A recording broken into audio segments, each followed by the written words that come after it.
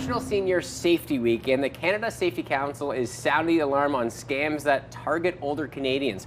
Joining us this morning to talk a little bit about how we can protect ourselves and our loved ones is Lewis Smith with the Canada Safety Council. Good morning to you. Hey, good morning, Will. Thanks for having me. It's so great to have you because even Rosie and I talk about this all the time where we're like, we always ask our parents, like, just if you get anything, let us know beforehand before you do anything. But before we get to some topics today, we do have some really alarming numbers. Yeah, the Canadian Anti-Fraud Centre is fantastic for collecting information, reports of fraud, and the impacts of it.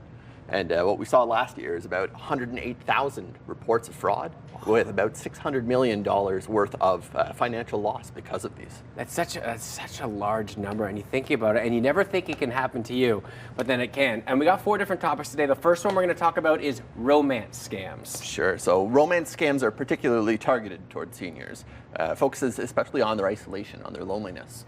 And the idea behind the scam is because of the advent of online dating, you get folks who are trying to establish a long-term, long-distance relationship.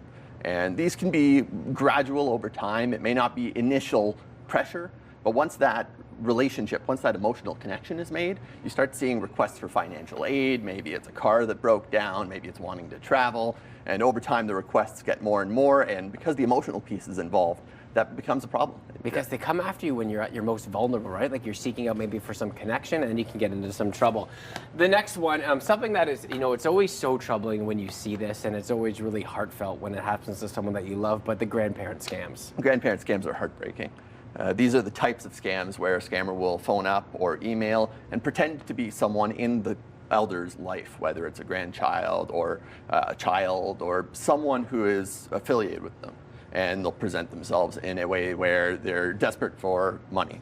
Whether it's they need bail or they have some emergency fund that desperately needs attention. And the whole focus really is on the pressure of it.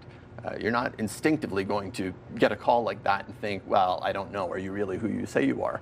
But unfortunately, that's an important part of this scam, and how to address it is making sure that we're verifying that the person is who they say they are before even thinking about sending any kind of cash along the way. That can be so scary. Okay, so that's 2 of 4. As we get to our third one right now, this is one where it's gotten really good. I mean, I even got 4 texts on the weekends claiming to be basically my sister-in-law, saying like, hey, Will, hope you had a great weekend. It's Emily. And then I obviously ignored them, but impersonation scams are huge right now. Of course. And we can be talking about individuals because that certainly happens all the time. It's one of the more common types of scams.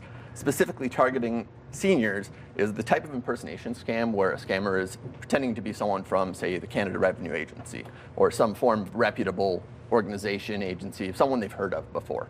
And instinctively, because of that sense of authority, there's not that natural sense of wanting to question it or of not being sure that they are who they say they are. But again, so important to verify by asking them questions, by calling them back at their public-facing number rather than the number at which they called. Yeah, definitely. And again, they're getting, like, some of them either are really, really good or they're so bad that you can't believe it, right? Not too much in between. And then one that we've seen so many times, this is one where they try to get back, but investment scams. Investment scams are the type of scam where someone will reach out with a too-good-to-be-true financial offer. They're trying to sell some form of investment that's guaranteed to make a quick buck, and oftentimes that's not the case. It does tend to be a pyramid scam more often than not, which leaves the senior feeling ashamed and vulnerable and out money. And all of these 4 topics, final advice, because I always say, please just check with me if I'm talking to someone to give advice. Just let me know before you do anything. Is that the best advice in all of these topics? Connection's the best weapon that we have against scams. It's so important to be checking in with our parents, with our grandparents, with our community members, because when we're talking about these types of things, we make sure that it's normalized, that we know that nobody's alone in this. Nobody is going through these types of scams alone.